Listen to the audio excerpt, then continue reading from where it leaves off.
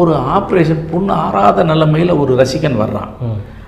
வந்ததுமே பார்க்கணும், விஜயகாந்த் அவர்களை பார்க்கணுன்றான். என்ன விவரம் கூப்பிட்டு கேட்டால் அவன் அழுகிறான். ஏன்னா அவன் வேற ஒரு நடிகருக்கு பெரிய ரசிகராக இருந்திருக்கான். அந்த நடிகரை பார்க்க போயிருக்கான்.